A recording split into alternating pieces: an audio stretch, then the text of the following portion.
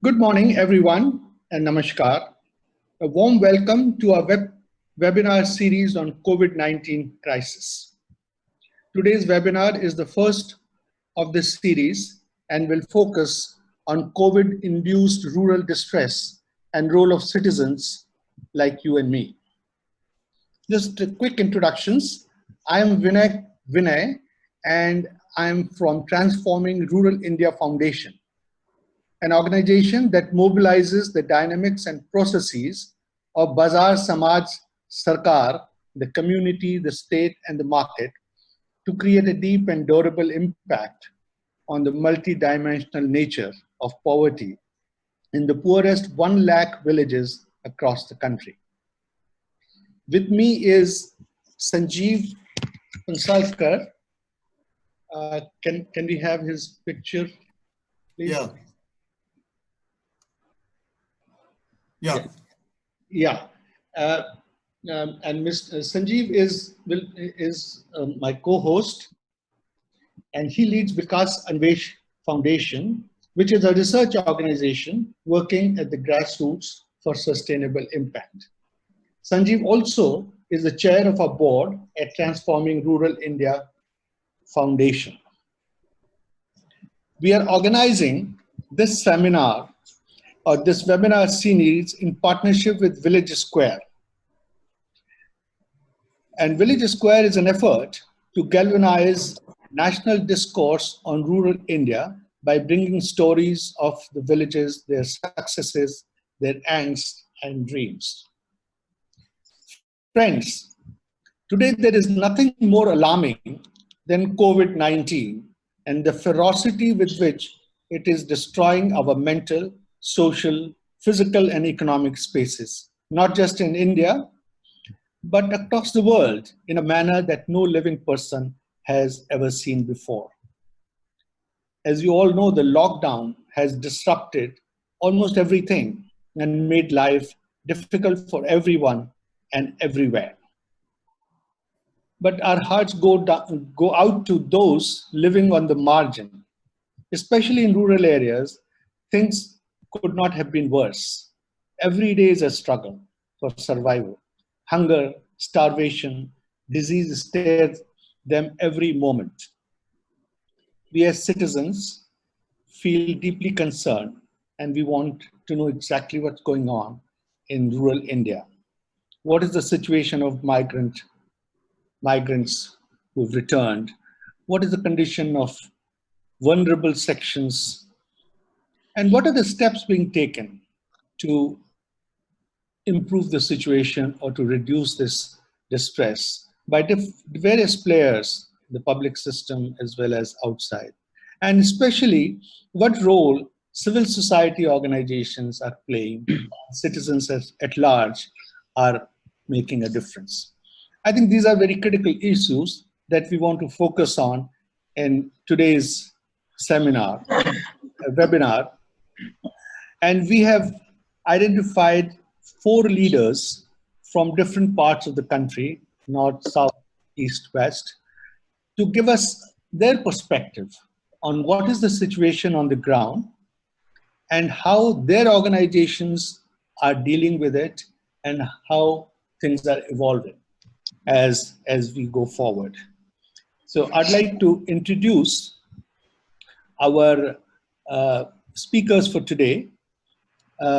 Can we have Mr. Naveen Patnaik's picture up? So delighted to introduce Naveen Patidar, who is the Chief Operating Officer at Aga Khan Rural Support Program in Ahmedabad. Welcome, Naveen. Thank you. Hello everyone. Hello, Naveen. How are you?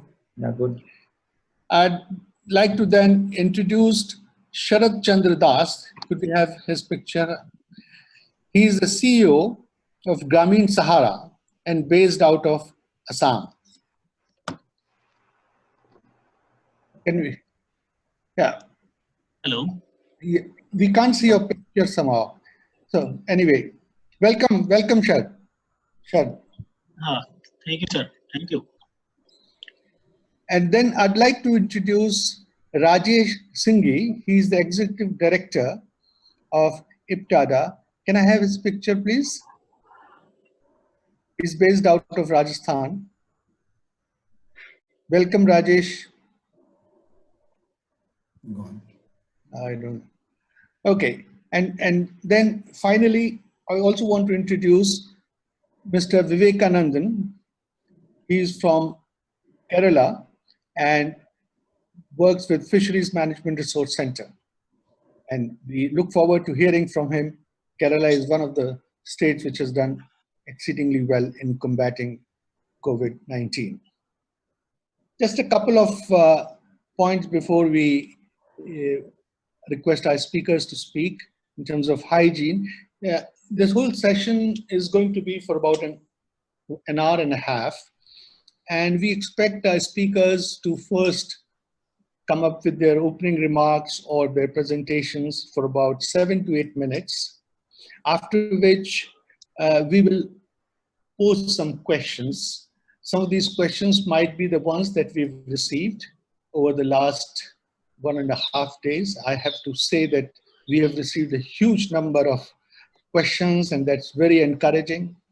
We have tried to club these questions in different themes, and we will try and take up these questions as we talk to our speakers, but we will also have time at the end to respond to some of these questions. Some of these questions are coming as we speak, and we're also going to be putting out the email IDs of each speaker and people who are moderating. And if you have any specific question, you can send them directly and they will respond to you, because it may not be possible to respond to all the questions here. So I'd like to request Sanjeev to please welcome the first speaker, and yeah, so Sanjeev. Okay. Thank you, Vinayji. Good morning, all the participants in the webinar. It's wonderful to be here, and my computer says 205 people. We are kind of overwhelmed with the response we have got so far. And I welcome all my co-panelists here. My task to introduce Naveen is a very pleasant task. I know him for last over a dozen years, Naveen, am I right? Yes, Perhaps yes. more than a dozen Yes. years. He's operating officer of Aga Khan Rural Support Program India. They work in 5-6 locations in Gujarat, and they work in Madhya Pradesh, 4-5 locations, and they also work in Bihar. So while we have kind of said that he represents West, he really represents Pan-India. And Naveen has this distinction that his organization works with tribals, it works with mixed communities, it works with densely populated North-Bihar kind of situation. So he has a wide perspective, and his teams are actually collaborating with the government in combating the evil of the COVID. So I would invite Naveen to share his opening remarks first, and then we'll see what questions occur to us to ask him. Thank you. Thank you, Sanjeev. So I would start with saying that this COVID is no longer an urban phenomena in terms of health crisis. In last 2-3 days, we have already observed in rural areas of Gujarat and Madhya Pradesh that large number of cases are being reported from places like Narmada, Bharuch, Badwani, Khargon, so those kind of places. And the most worrying part is that these cases are coming from very small towns or rural areas. So apart from other hardships like loss of livelihoods and food security, I think health is also going to be a major crisis in rural areas now. As soon as lockdown started, or even before lockdown started, we started preparing on the ground with the communities. And the first thing which happened was a kind of panic among the migrants. So large number of youth from tribal areas of Gujarat and MP, and particularly from Bihar, are working in urban centers like Surat, Delhi, Ahmedabad, those kind of centers. They came back to villages without much cash. In fact, most of them did report to us that they are out of cash. So that was the first reaction which we received from around 2,200 villages, which we are tracking on almost weekly basis. The second thing was, of course, the food security. So particularly the vulnerable households. So households which are having elderly, single women, or migrants, they were fast getting out of food stock. So we divided our tracking on two pillars. One is the migrant issue and related things, and also the food security issues. The second pillar is around livelihoods. So the destruction which has happened to livelihoods and what steps we need to take to rebuild livelihoods. So as first response, we began with just tracking household, that what kind of the immediate hardships faced by rural communities. So these were the 2-3 things. One is panic and restlessness among youth who are coming back from urban areas, food security. The third thing was selling of perishable items like vegetables. So in Bihar and in areas like Surat, we found that the vegetable prices had dropped down as much as by 60 or 70%. So while in urban areas there was no crash of prices in vegetables, but in the rural areas there is still subdued prices received by farmers. So the perishable commodities were the first victim of this lockdown. The second and foremost type of households or the livelihoods which got destroyed is broiler poultry. So I don't know how it spread, but there were this myth around chicken consumption in the urban areas, and the suddenly the demand of chicken went down even before lockdown started. But as soon as it started, the prices of chicken came down as low as 20 rupees in in rural areas. And in fact, most of the poultry shelters are empty right now. So there is no more production of poultry birds or chicken in these shelters. These are all empty. There is no feed supply. There are no buyers. So that kind of distress these poultry farmers are going under. The current major worry is marketing of Rabi crop. So for example, our our program area in Madhya Pradesh, which is southwest of Madhya Pradesh, dominated by tribal farmers. So there the wheat is major commodity, and because of good rainfall this year, there is good production of wheat. So we are estimating that wheat is almost 30% more than last year's production, and it is fully dependent on public procurement. And the government is not able to put up systems very fast on the ground where they can procure 100% of the wheat. And whatever farmer groups we have, like farmer producer companies, they are not capable enough to absorb large quantities of this Rabi crop. And in fact, they do not have the working capital to actually procure such a large amount of Rabi harvest. So these are immediate things. So perishable items like vegetables, Rabi crop like wheat, and mostly the broiler poultry, the smallholder farmers who are rearing poultry. So these three types of livelihoods are completely under stress. And of course, as I said in the first sentence, that health itself is going to be a crisis in rural areas. So we should not neglect that aspect. So it is going to be as important now that we slow down and we stop the spread through various measures like social distancing, hand washing, and all hygiene practices which are being recommended. In fact, so our response is all surrounded around these three things. So we have large scale program around stopping the spread through social messaging around the recommended practices. Then the large scale help of stranded youth and migrants and vulnerable population through ration and other essential items.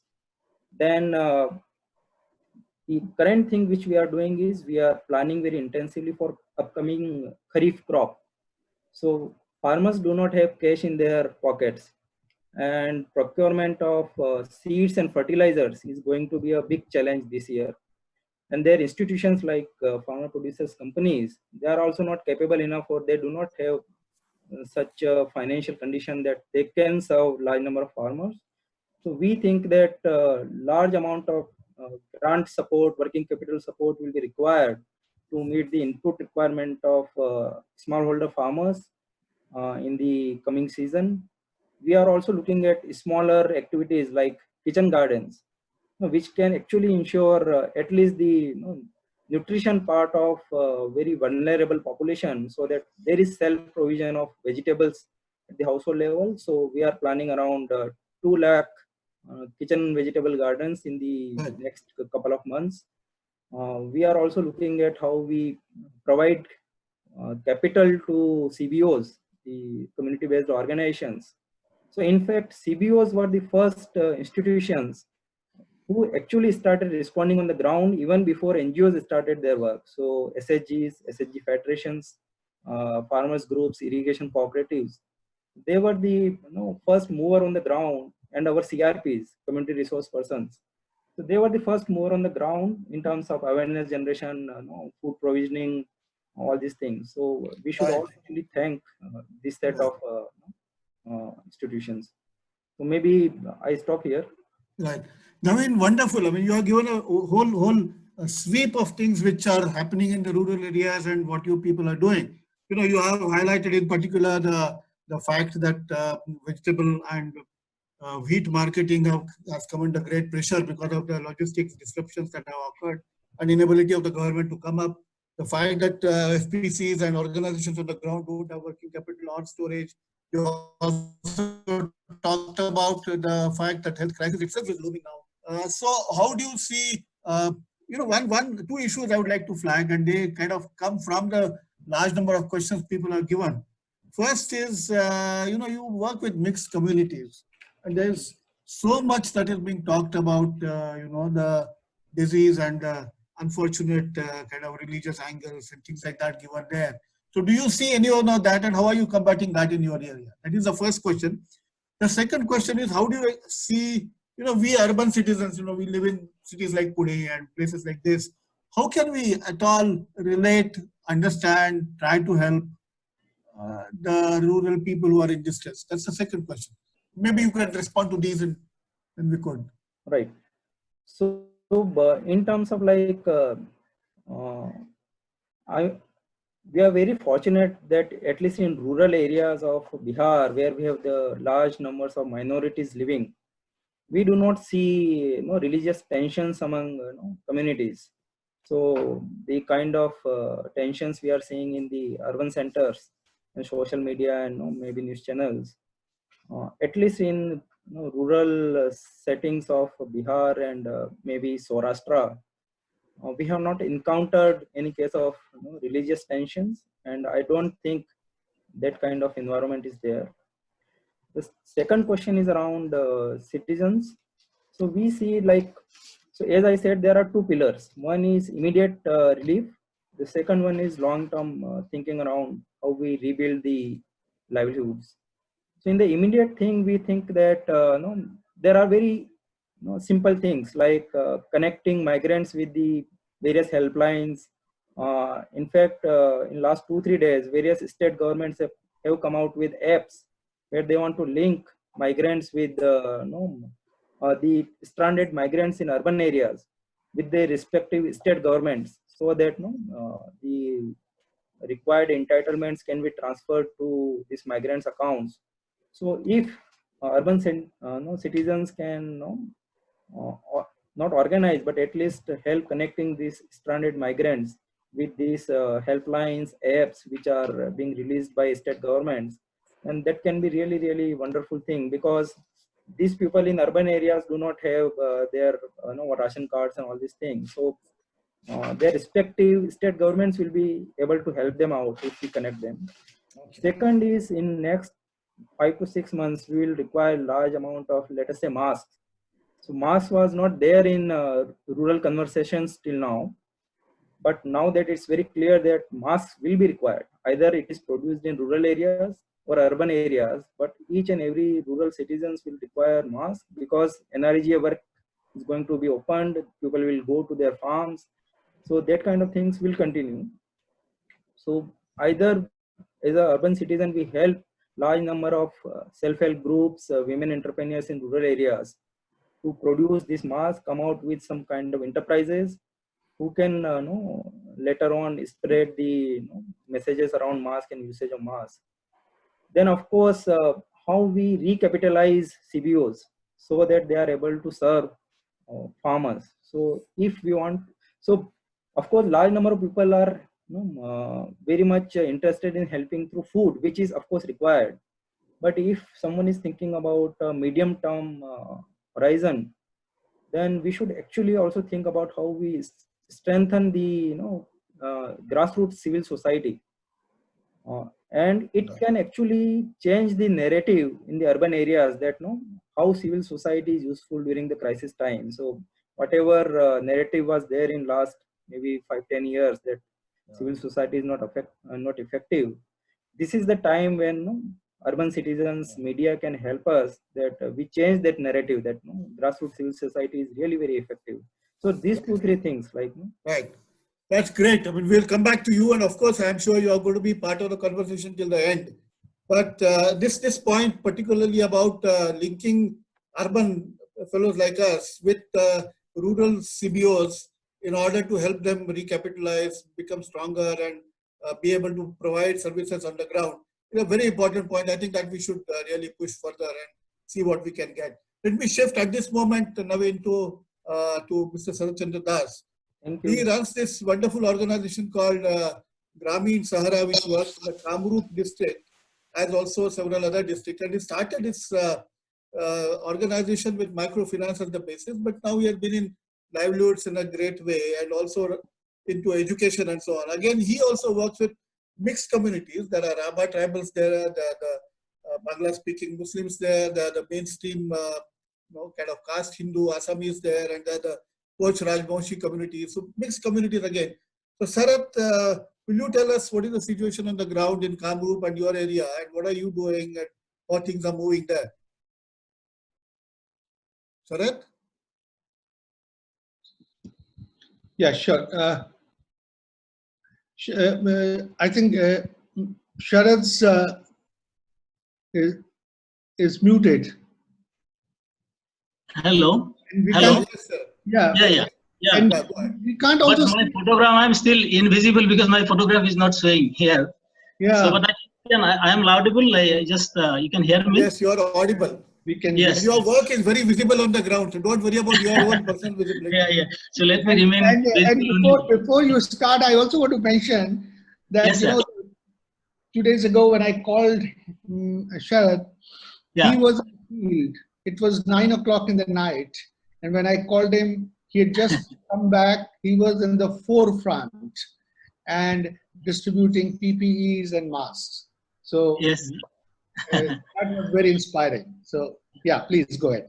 Okay, sir. Thank you, sir. Thank you. So just let me give a very brief about what is happening in the front of this COVID-19. See, till 30th of March, actually, we did have only a single case. But from 1st of April, the COVID cases started increasing, and by now it has increased up to 34. And unfortunately, one of them, actually, we have lost one of these COVID cases. So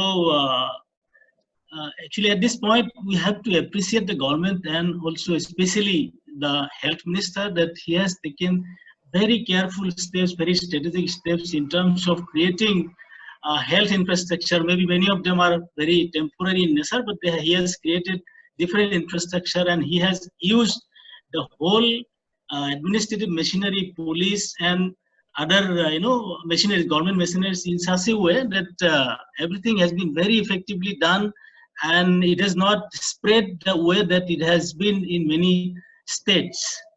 So, as all of us, we know that probably this is the mother of all the challenges in the recent memory, and it has been so unprecedented that none of us had ever thought or imagined.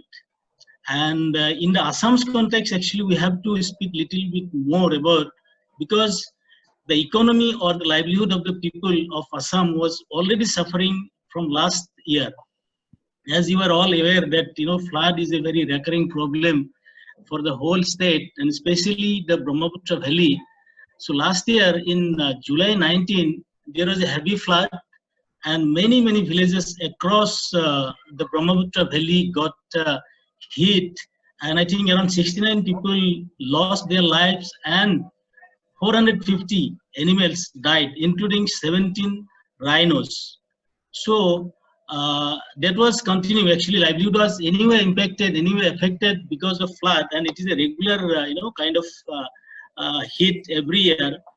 But then I think you all know that from November onwards, there was a huge kind of movement in Assam, which started against this CAB and CAA.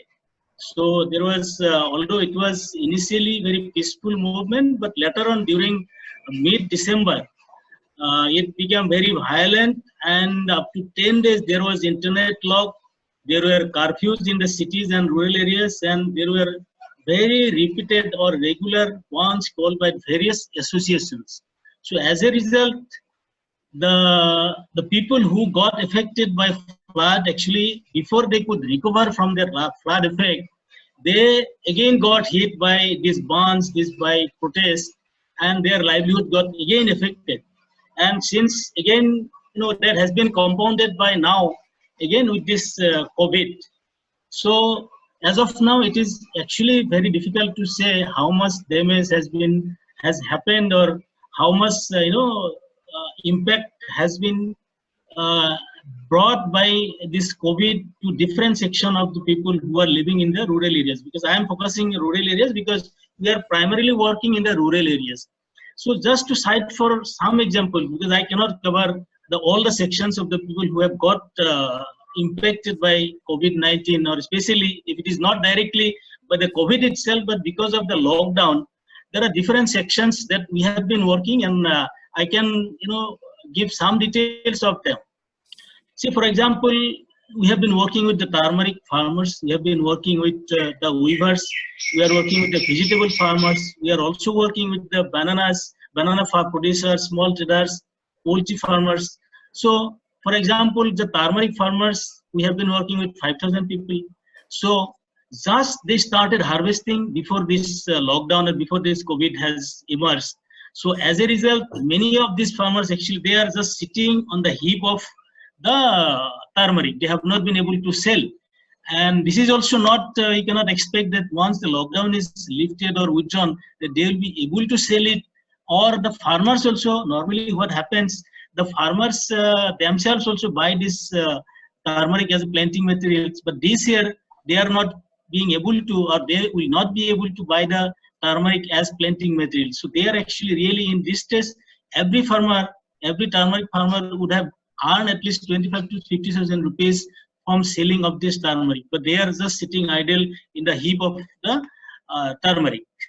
And secondly, weavers, where we have been working with a number of weavers, there also, because just Bihu is on, currently the Bihu festive is on. So during this Bihu, normally, we use a lot of gamosas, and weavers, although all weavers are not full-time weavers, but many of them actually earn a substantial amount during this period by selling gamosas. So they started producing, they started having stock of gamosas, but unfortunately they could not sell even a single piece of gamosa. So as a result, they are also sitting with the stock. And this Bihu is not going to come again this year, because this is going to come only in the next year. So practically they will have to just be with the stock of the gamosas. So that way they are also in very highly distressed situation. And similarly, all of you know that tea laborers in Assam, I think there are estimated 10 lakh tea laborers are there who are working in 400 odd tea gardens, and they earn a very meager amount of 60,000 rupees a day as wage.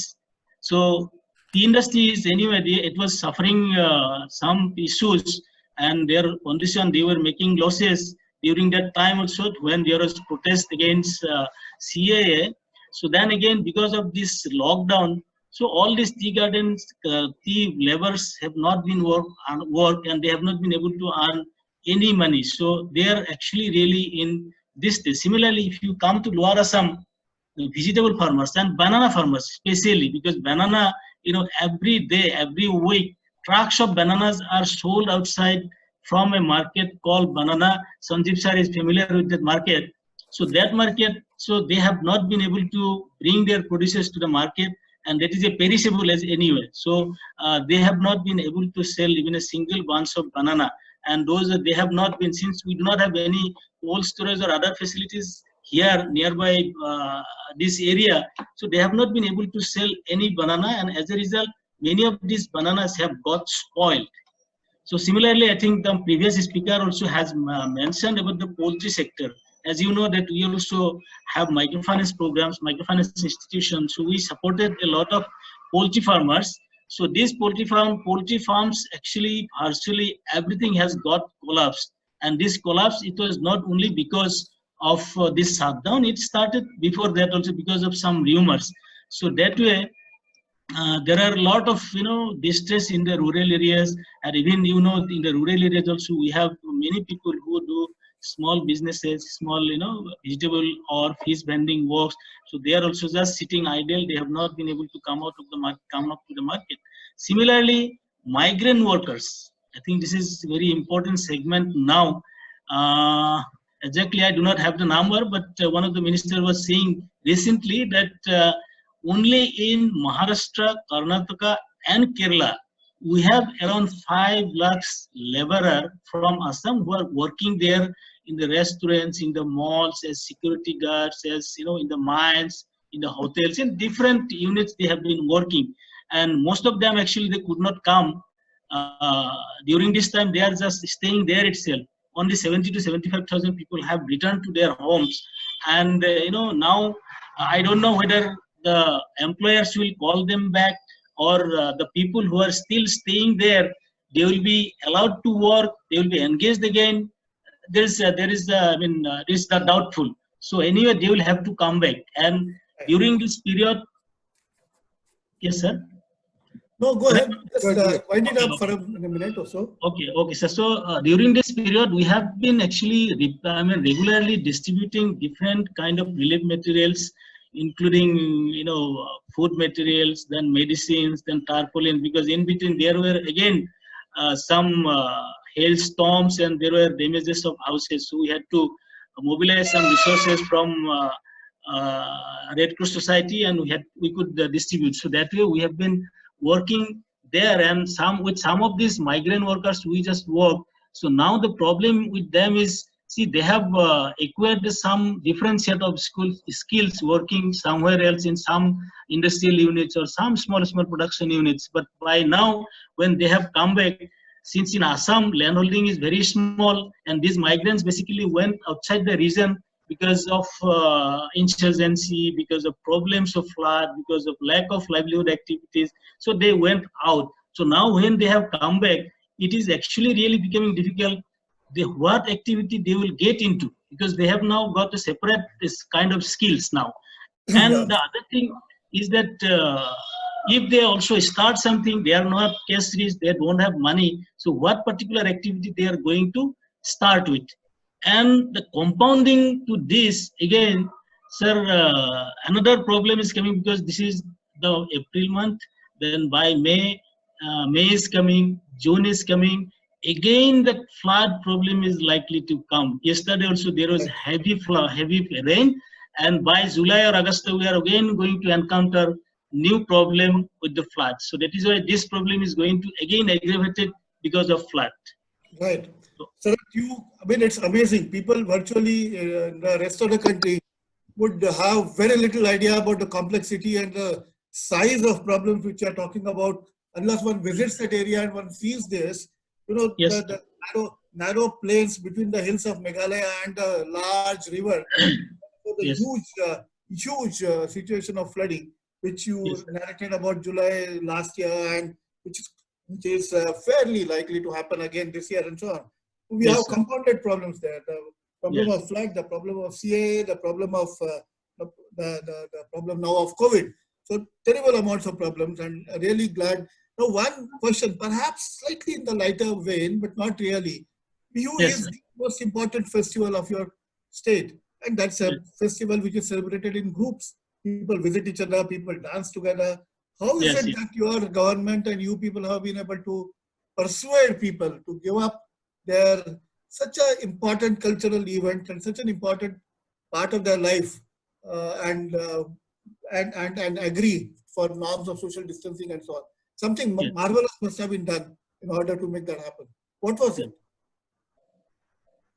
So how did you persuade people not to celebrate Bihu? That's the question. Actually, sir, see now, as I said, from that side, you know, as I said, no, the government has used the state machinery, the administration, the civil authority in such a manner that people have not been allowed to come out. And in fact, I was also surprised. Not me only. A lot of people are surprised that you will accept in the TV channels. You will not hear even a toll, what we call toll, no, or the pepper, all those sounds you will not hear anywhere. And in fact, I don't know. I mean, even if you go, the other day I went to Sandubi side, sir. You know that place. Right. Sandubi, there were some people, around 8 families have been isolated because some people came from Bangladesh border. So now they have been put within the house in isolation.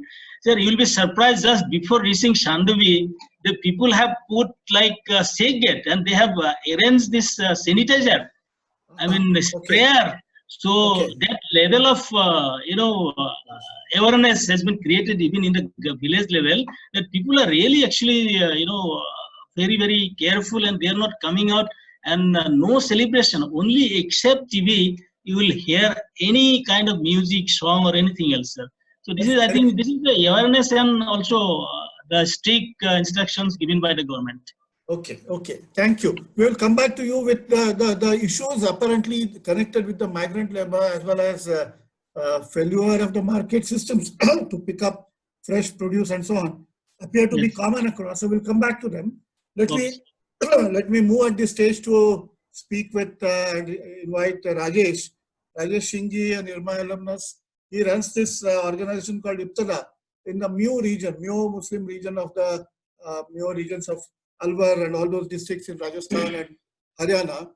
And he has done wonderful work. First, initially started working with dairy and, of course, with the self-help group, then connected with dairying. Now he's been working on the literacy and all those issues. So, Rajesh ji, you are quite close to Delhi. And Rajesh, am I audible? Yes. Are you there? Yes, yes, yes. So, would you tell us what have you been doing? What is the situation there? How are you coping with it and so on? How are people coping? Right. Thank you, sir.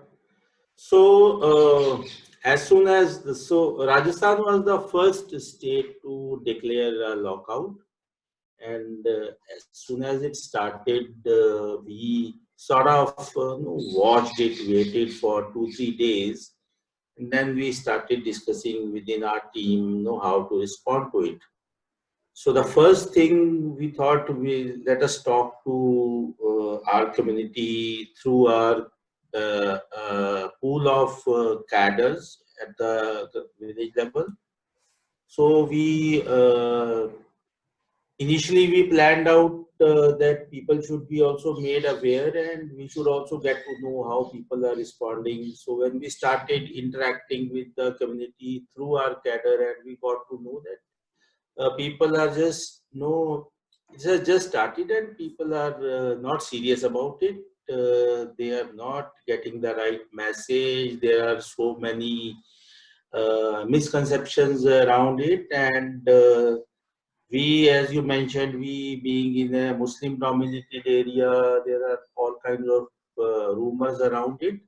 So the first thing that we did was to train our cadre through the phone calling only. We trained about 320-330 of our cadre to spread the right kind of message. So that was the first thing we started doing, and then we figured out that maintaining the social distance was a real challenge because the wheat harvesting had also started by the end of March. So then we also printed some IC materials around precautions to be taken while going for harvesting, and also the precautions at home. So that these are the kind of things we started intervening. And we also got passes from the administration in some of our blocks to move around and understand the situation in the field.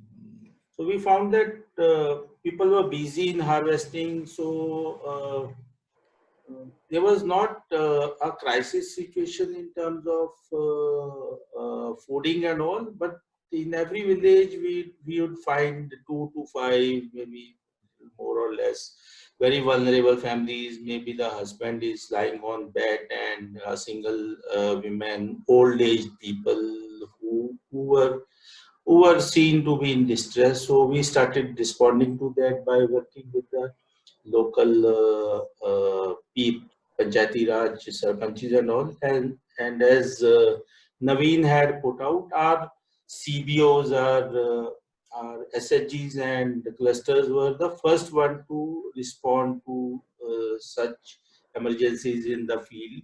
So they started mobilizing foods and rations for the distressed and vulnerable families in the villages. And we also we are able to now see that the mustard harvest which happened in March, people are not able to sell out completely because they take their own time in cleaning and maybe waiting for some time for the prices to go up a little. And wheat is now at the right time, and the government has declared it has started procuring. But in that process, some people, we figured that some people have done some distress sales. The milk demand has gone. So Alwar is a good milk producing area, but the demand, the local demand, which was mainly routed through the milkman, has gone down. Even our own producer company is facing a problem because we are selling it to Mother Dairy, and 2 of the Mother Dairy plants are come under the curfew area, so they can't operate. So that's why the Mother Dairy is facing problem and we are facing problem. In terms of what other things we are trying to do in the field is now our major focus is to help the people get the benefits of the government schemes. So there are a large number of small government schemes, for the migrant, for the wage laborers who are registered, for the PDS holders, for the BPL, for so many other kinds of schemes. So we are helping people, firstly, that they get to know about all kinds of schemes, and secondly, help them access. The government of Rajasthan has a very good facility in terms of a toll-free number 181, which is a Rajasthan Jan Sampark Suchna portal number, so one can ensure one can register one's grievance at that number. So that is what we are trying to do. And also secondly, ensuring social distances in the villages.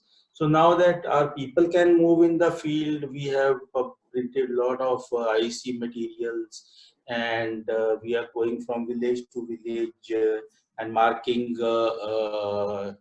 circles at the ration shops, at the normal shops, at the water fetching points, so that it creates a sort of environment in the village for the people to be serious about it. And also, so many people who had come back from cities, from other states, the admin has put them on quarantine, but again we could see that they were not serious about it. So we formed Corona response committees at the village level, and started monitoring such people who have come from outside, and also to monitor whether the vulnerable and the distressed are able to access their food and ration facilities. So things like that. We are also distributing sanitizers and masks to the our own cadre, then the Anganwadi workers, the Ashas, the Sarpanchis, and the other frontline workers at the village level. And yeah, broadly, that's the scenario. We are working closely with at least 3 of the block administrations. We are working closely with them. Yeah, broadly Okay. this. Thank you, Rajesh. Now tell me, why has the milk demand gone down? Because you are not able to move, or because urban people like us have stopped consuming? What has happened? No, so the whole lot of institutional demand has stopped. So no Oh, meaning the hotels, hotels and stuff like that. restaurants, the tea makers in the market. So that whole lot of demand has gone away. So it's only now the household demand that is remaining, which is maybe about 60 to 70%. Okay. Vinay, you wanted to chip in. Hello, Yeah. Vinay? Thank you. I just wanted to kind of mention a couple of things as we move forward. As you know, this is a series of webinars that we are organizing, and we are calling them COVID Rural Distress Webinar Series. So we have 2 webinars coming next week, and they will both be focusing on rebooting the rural economy. One will be looking at the grassroots perspective, and the other more of a policy perspective.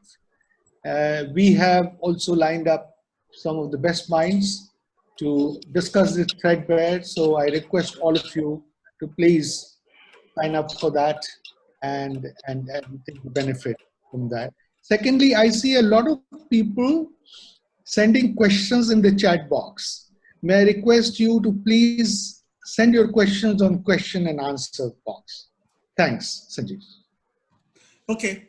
So now we move to Vivek. Vivek has spent his life working with the South Indian Federation of Fisheries Societies. And what he doesn't know about marine fishing is not worth really knowing. He knows everything about smallholder fishermen and the problems and the way they live and so on. And as Vinay was saying in his introductory comments, Vivek lives in Kerala and he also works out of Chennai. So that's the kind of perspective I would like him to bring. The problems that the way Kerala has being able to manage the system, the kind of situation which he sees in Tamil Nadu, and the kind of situation which he sees happening with the fisher folk. So Vivek, would you enlighten us about this and any other issue which you want to talk about?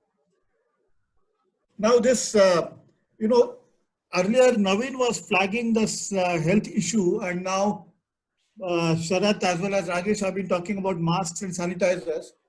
So how does one organize production of masks on such a large scale? Lots of SHGs are doing it, but do you see that also combining a little bit with livelihood activities in the villages? That you could price the mask for maybe 2 rupees or something, but they'll make 50, 60, 100 masks in a day, and therefore they would earn a bit of money. How do you respond to this kind of a suggestion? So yeah, temporarily, Sanjeev, there is a scope maybe for another month or so. So we have now put in place production of about 2,000 pieces of masks, and the women who are making this, they'll each get a per piece rate of 5 rupees. So yeah, income of 10,000 rupees, maybe to 5-6 women. So they'll do it in another 3-4 days, and maybe so we'll see whether we make more of such masks. There's an interesting question which I just noticed. Vijaya Lakshmi is asking, can gamchas be used as masks? I guess they can be, but rather expensive. Sarath, how much does a gamcha really get priced at? And can it really become a mask? Sarath? I lost Sarath also, right? So Sanjeev, in Bihar, as you know, people use gamcha.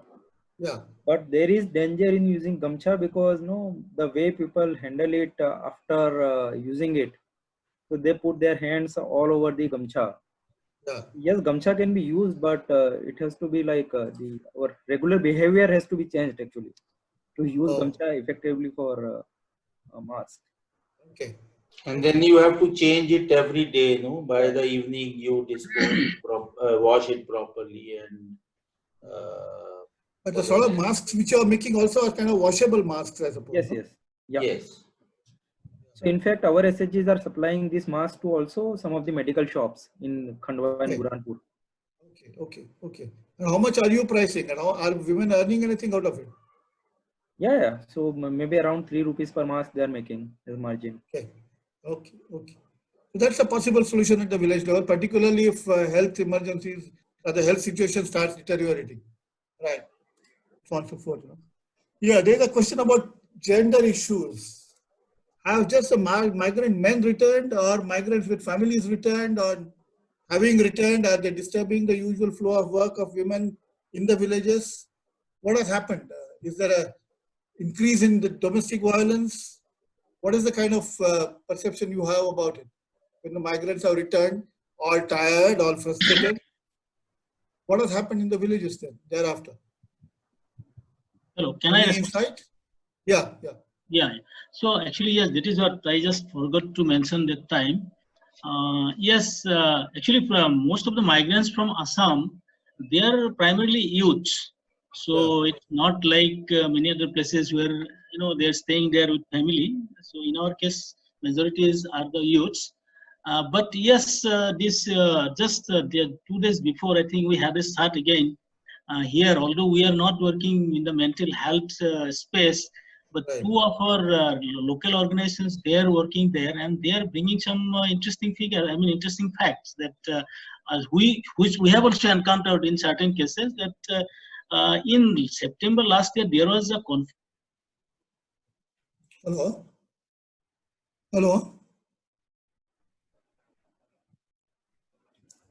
Yeah, technology. camp. The domestic violence in Assam is increasing. Hello, are you hearing me, sir? Am I audible? Yes. Am I audible? Yes, please go ahead. Yes. Okay. So that in Assam anyway, this domestic violence is increasing.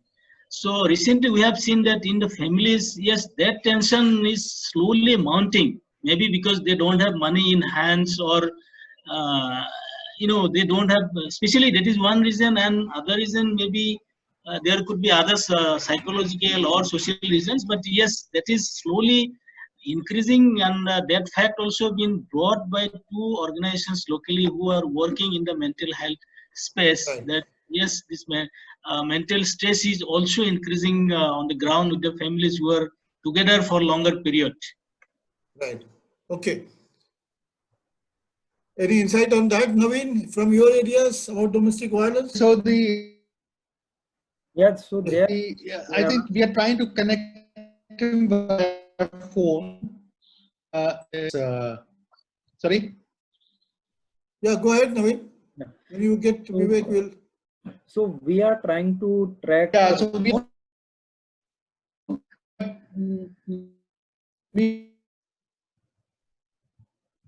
Hello. Yeah. Hello. Yeah. Am I audible? Yes, you are audible. Please go ahead. Yeah. So we are trying to track certain indicators on gender issues in villages, and as you know, it's really very difficult to track in this situation, because it's very hard to get access to households and women in these times.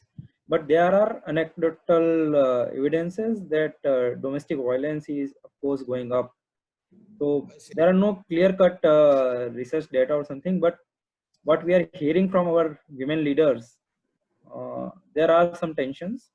The other thing which is coming up is disruption of SHG operations. Okay. So obviously SHGs are not able to meet for last 1 month or so. We are not sure how many more months it will take to resume. Right. So the saving credit operations, the livelihoods, and the regular meeting platform, so it's not there right now. Okay. And Rajesh ji, do you have any view on this subject? So we checked with some of our field cadre, but they said कि ये सब तो चलता रहता है, आप अभी इसकी बात नहीं करें तो ठीक है. So they are escaping that question. I see. I see. So it's a indirect indication कि there is something more than it was earlier on gender and violence, but they are skipping it. I'll quickly share some of my the ideas that I wanted to for this webinar that I had prepared. Basically, my experiences with the marine fishing communities across the Indian coast, and in the context of the marine fishermen, we are talking of not necessarily the rural-urban dichotomy or a divide, but we are talking of a community that lives on the coastal fringes versus the interior. So whether it is technically in a rural area or in an urban area matters quite often very little. Though some of the marine fishing villages, they are still called marine fishing villages, exist in many of these coastal towns and cities, with very little difference between what happens in with a marine fishing village in a rural area. So this is something that we need to understand when we're talking about the marine fishing community. We are, as far as India is concerned, over a 6,000 kilometer coastline on peninsular India. We have 3,202 marine fishing villages. So almost every 2 kilometers on the coast you run into a fishing village. So this is the general thumb rule. And we are talking of about a total population of something like 12 million and something like 5 to 6 million seagoing fishermen. So this is a kind of a very significant thing that we can see on the coast. Now the livelihood of the fishing community is a traditional one, but there has been a considerable amount of modernization. But many things still follow traditions. For instance, men go to the sea and women remain on shore and do shore-based activities in support of fishing. So that still remains one of the stereotypes. Then increasingly now, because of modernization, we have two broad categories called small-scale fishermen, who are themselves a diverse lot, or traditional fishermen, and a set of people who work on what is known as mechanized boats and are called mechanized fishermen. And these mechanized boats normally operate from a few select centers on the coast which have fishing harbors, and most of them, not all, are in the urban areas. So this is how the whole fishing settlement and livelihood pattern are dispersed across the coast.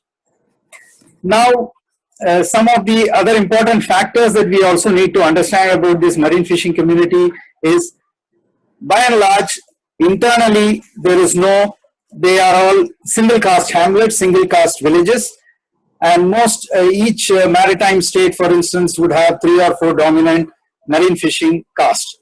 So within the production system, there is no further caste, let us say, hierarchy, like in agriculture, where land belongs to some caste, it is the sharecropper to another caste, and the actual labor to somebody else. No.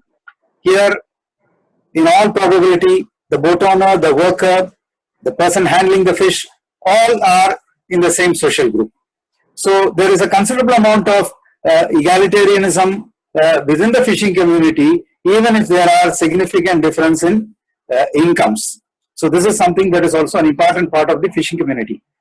Another characteristics that is important is, like tribes, they have considerable amount of self-governance still intact, traditional self-governance. And quite often in many other areas where traditional self-governance systems have been undermined, they have new institutions which have filled up the vacuum, and they are taking care of their own community level requirements. So this is also something that is very important to understand the background.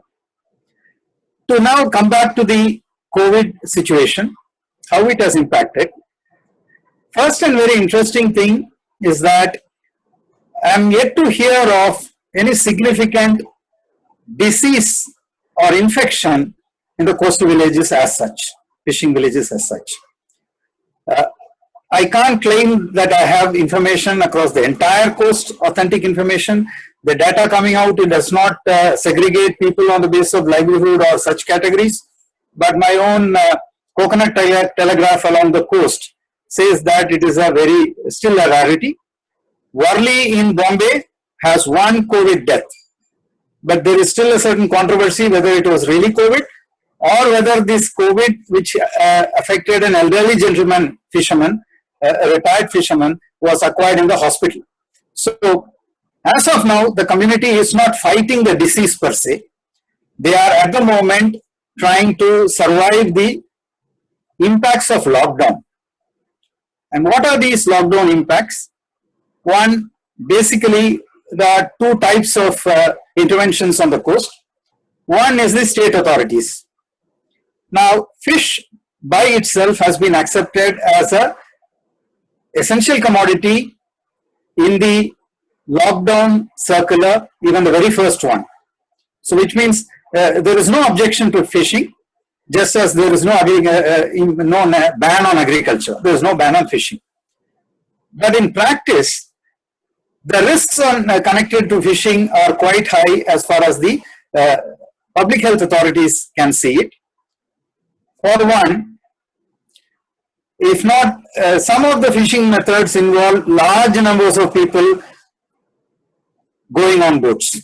There are fishing methods, for instance, in Kerala, we call the ring seine, a long canoe, taking almost 40-50 people on board. So there is no question of any social distancing on board. Then you have larger mechanized boats where 10-12 people, 15 people, even 20 people go on fishing boats which go for week-long fishing trips. So there also there is a question of just too many people on board, and if one of them has infection, the chance of everybody else getting infected is very high.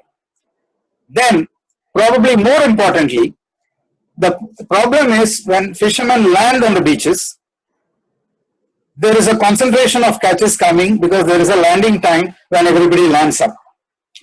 And the fish has to be sold in a very competitive environment with hundreds of people participating in a landing center auction. This becomes even more crowded when you go to a mechanized fishing harbor where big mechanized boats bring bulk quantities, and there are literally thousands of people who participate in the auctions. So the crowding in the marketplaces where fish is sold by fishermen or subsequently in the wholesale markets or even in the retail markets, the crowding is very high. So, and as you know, fish markets are, even by the very name, quite notorious for crowding, poor hygiene and so on. So, the state authorities, most places have closed down most of the auction centers and the markets. So, the Bombay Municipal Corporation has closed down all its 100 retail markets. Most of the large wholesale markets in the big cities are closed down. So markets have closed down, and therefore the availability of the chain to supply the fish to the consumer has broken down. About 25% of the catch also goes abroad as exports. So we have at the moment a breakdown of the export chain because the biggest importers of Indian seafood are North America, US in particular, Western Europe, Japan and China. So all are struggling with COVID, and most of the seaborne traffic, taking orders, etc., are in disarray. And I think the export chain is also not functioning well. And the domestic chains are also practically very limited because long distance movement of fish is not really taking place in the absence of wholesale markets and the larger landing centers allowed to function. So I would say that fishing is down to around 10% of its potential. Now, this is how that is one part of the story. The other part of the story is the community itself in many of the areas are quite concerned. As of now, they don't seem to be themselves affected, but they are worried that if they have too much interaction with in the markets, through the market chain with outsiders. For instance, the women in the community go around to about 10-20 kilometers from the coast selling fish. So they are bound to come in touch with consumers from a variety of communities, and the risk that the women will come back not just with some valuable cash, but also with infection is preying on. Yeah. Vivek, Yes. I think you have given a beautiful and very crisp narration of the current situation as well as the flashpoints. You know, the flashpoints in terms of group fishing, what will happen if one of them has got a infection, the whole group which has gone out in the sea gets affected, and the problem of the fish market because there's a crowding there and therefore the disease is likely to be spread. That's a very, very crisp and the complete breakdown of the marketing system, both domestic and the international. So the communities must be very, very distressed, as one can imagine. Now, what are the sort of steps that are happening to alleviate that? Yes, I think another important characteristic which is relevant for these are the fishing community people don't see themselves as laborers. Even if a particular person doesn't own a boat, he often works on another man's boat that gets a share of the income rather than a wage. So the whole community sees itself as self-employed. Self-employed characteristics kick in. They had a certain capacity to hold on for about a week. Some surpluses, and also the solidarity that is there in the community and the social institution in the fishing communities ensure that nobody goes hungry normally. So inter-household borrowings, sharing of whatever surplus grains you have. So the social systems were able to cope with for a week or 10 days. After that, they have been distressed. Now here, the South Indian states, particularly Tamil Nadu, Kerala, where I have my own personal long history of work, the state systems in terms of at least public distribution are very strong. Despite the center having gone for targeted PDS, the reality is we are living in two states where it is near universal PDS. So even a middle class person like me who did not even have a card is now allowed to go with a Aadhaar card and get the ration in case I am interested. So the two states have at least ensured that they have given this 1,000 rupee cash to every ration holding family, ration card holder, and they have also given immediate ration provisions. So I think that has helped to alleviate the problem. It is obviously below bare minimum, but they are struggling. So in the case of Maharashtra, where the fishermen are supposed to be a little more prosperous than the Tamil Nadu, Kerala, they are in deeper trouble because the social security systems are absolutely weak. Most of them have not been given the particular colored card that makes them eligible for all these free rations. So surprisingly and ironically, our organization Fishmark, which is a part of another NGO called Vritti, we are at the moment distributing ration kits, dry ration kits in Bombay city and suburbs for the fishing community. It is quite a tough option because the grain markets keep constantly getting closed down, saying there is a COVID case there. To access the resources, to supply the food to the fishermen is proving to be a challenge. The local grocery shops are also closed down in many places. All the stuffs are not available. So the community is in much deeper crisis because of the lack of strong social security or welfare systems that are absent in these states. Right. Vivek, now we kind of will need to move towards closure. About 15 minutes are left with us. There are 4 or 5 very interesting questions that have come up and they kind of cut across all the regions. You know, they probably will be relevant for everybody. So let me just read out those 3 or 4 questions and then each one of you can take a few minutes answering them as well as making such closing remarks as you would like to make. Okay. So the first question that's very, very interesting and it didn't occur to me at all. Somebody has put up, and I'm not going to take the names of who has put up what questions because it's too tedious. And that is social distancing going to reinforce untouchability? No, you are now telling people to stay away from each other deliberately in order to stay healthy. Now, is that going to reinforce untouchability in some way? That's the first question. Let me just read out all the 4 questions which I noted, and then you could take a call. The second, which none of us have talked, is what is the status? There's a drop, there's a gap, there's a breakdown in the education system. Schools have closed down. What is the situation with children? What are they doing? Is anything happening with them? Is any education, informal education, any effort like that happening with them? That's the second one.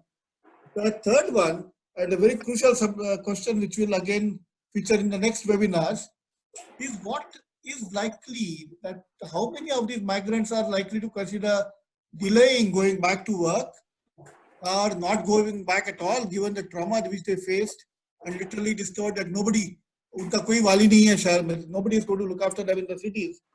But with that situation, how many of them are going to go back? And then what is going to happen with the surplus labor that will be left in the villages?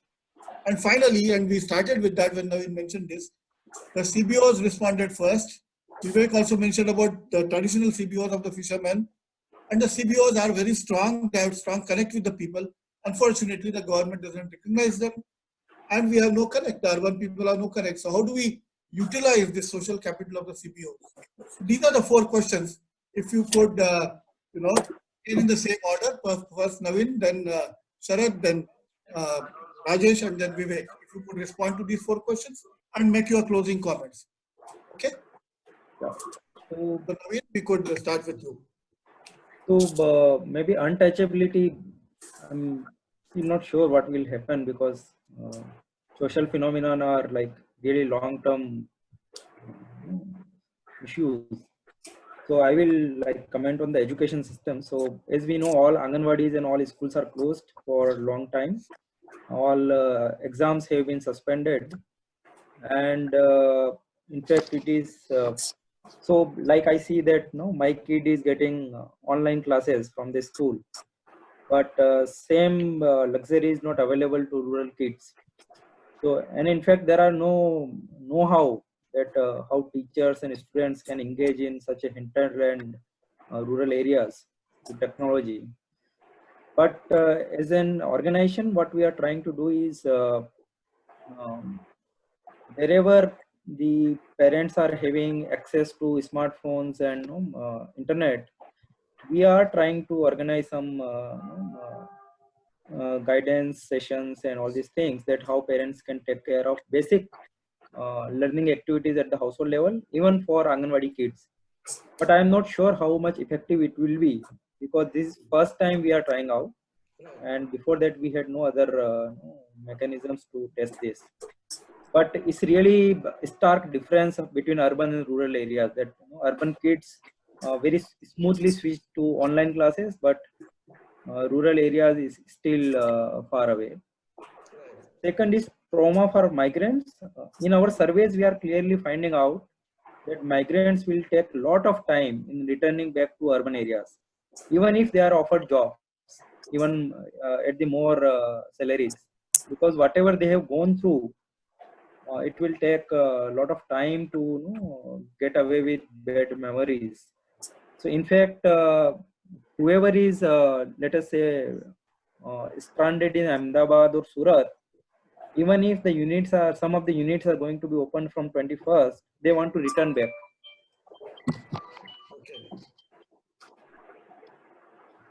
So I think it will take a lot of time for youth to come out. We are again trying out to organize counseling sessions for youth through WhatsApp and other technologies. And we are finding out that it will be really, really difficult for youth to go back to their jobs. CBOs, I think this is time for CBOs that in the mainstream media, in mainstream development work, we should highlight as much as possible about the importance of CBOs. So we just see them from savings, credit, and livelihoods perspective and that kind of perspective, but they can be useful in crisis times. No one had thought of, and still government is not recognizing their formal roles.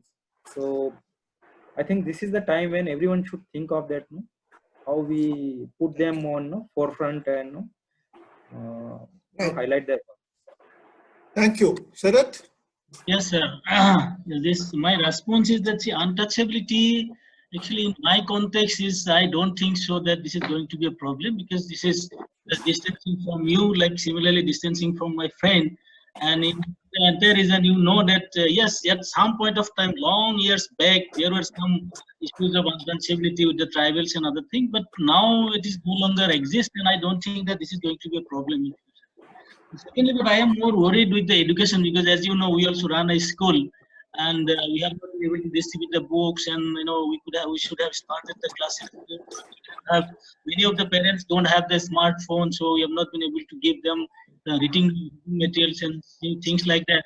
So I think that is, yes, that is going to be very highly impacted, as and that is also going to continue more, no? Because once the lockdown is open, even then schools are going to be not allowed to be open. So I think that is one issue that I think that is going to create problems. Then in terms of migration, although I have not had the opportunity to speak to so many people, but whoever I have talked to, but this is one reason of distress, that what they are going to do, whether they will stay back or they are going back to their work. So actually they are not in a position to decide which way actually and which one will be better for them. So that is one thing. And the last point is CBO has responded. I think Naveen has already talked about it, because now government is actually asking help for the NGOs and CBOs. Now there are official statements. So I think this is the time that this narrative will be sensed soon. Thank you, sir. Thank you. Rajesh ji? So I'll start first from the CBO thing. As Naveen has rightly mentioned that there is a need for a proper showcasing, or in a way presenting to the larger community how CBOs are responding to situations like this. And so if we can document this properly, make good videos of it, and able to tell the whole world. Because I remember in 2001 when there was this Bhuj earthquake and my organization was only 2 years old, we could collect one truck full of grains from the community and send it to Gujarat. So that's the potential. So it should be highlighted. It should be documented. I think it makes a very good case for a thorough work on documenting this. On migration, there are mixed responses.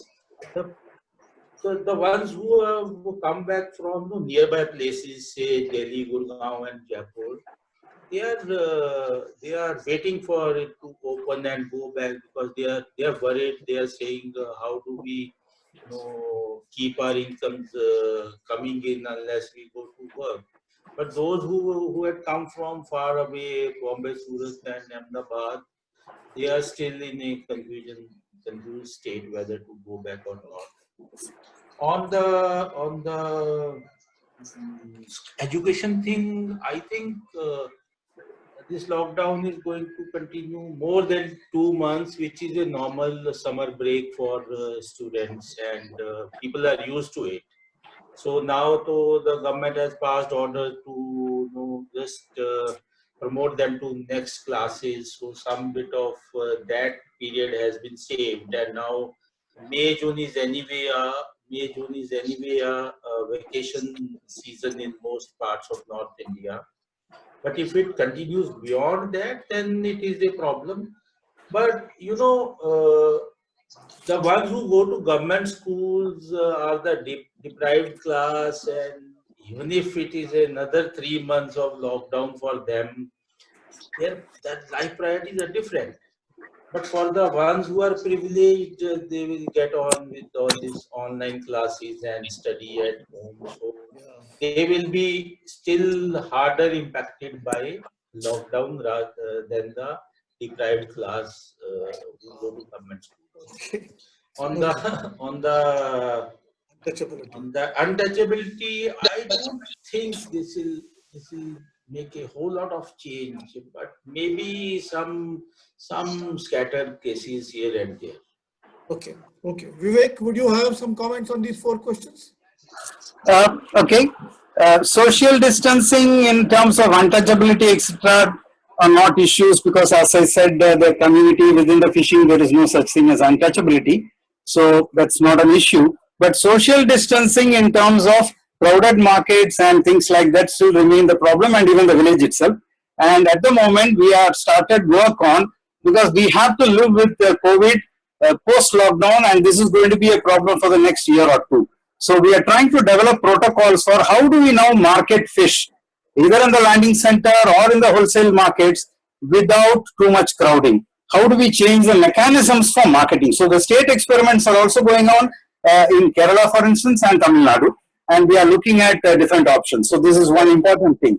Second thing, as far as migrants are concerned, I didn't mention, there are some North Indian and people from the Northeast who are working on fishing boats in certain states and in larger boats. Andhra fishermen, for instance, have migrated to Gujarat and Maharashtra in large numbers. So these groups are there, but as of now, they are being taken care of by the boat owners who have brought them in, who are struggling to do so. And in Maharashtra, they have put up a demand to the government saying, we are supposed to get some diesel subsidy, which we have not got for 3 years. Please release that amount so that we can take care of our people. So here and there, the state governments have opened up in Chennai Harbour. There is a center for migrants where they are fed, but by and large, it's the owners who are taking care. Now, when we are coming to the issue of CBOs, I would like to say that it depends on many things, because I think the state does require a mediation between the larger population and the state institutions.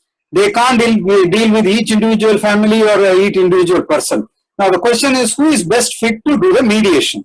When a typical NGO started, let us say a CBO, a promoted CBO, quite often tends to be biased towards its members. It may not be able to represent the larger community. Then its ability to attract state to take it seriously will be low. So unless a CBO has the character that it enjoys the the acceptance of the entire population and represents the entire population it serves, it will not be very easy for it to mediate. So this is one fundamental thing we will have to do. Of course, on top of that, there are other issues. Right. So I'll stop with that. Right. Thank you. We just have just 2 minutes left. Vinay, would you like to close? Vinay? Yeah, thank you.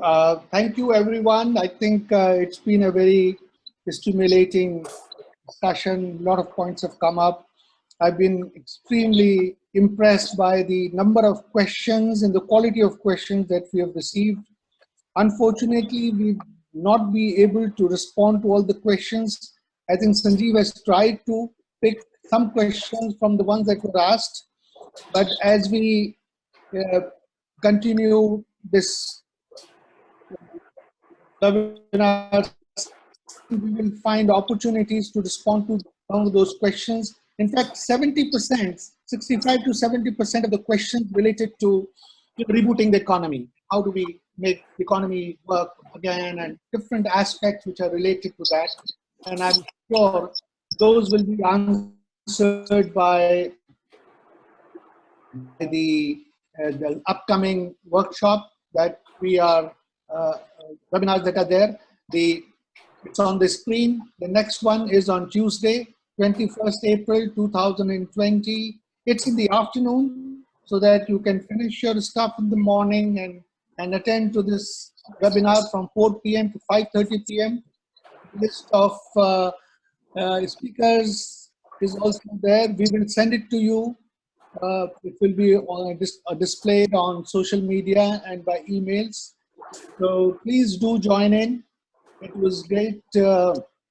We have recorded this. This will also be available on our websites and hopefully on YouTube. So with that, I'd like to again thank you very much for your time. Despite some glitches on the technology side, which we can't avoid always, I think it went pretty smoothly. And I also want to thank the team who put this together.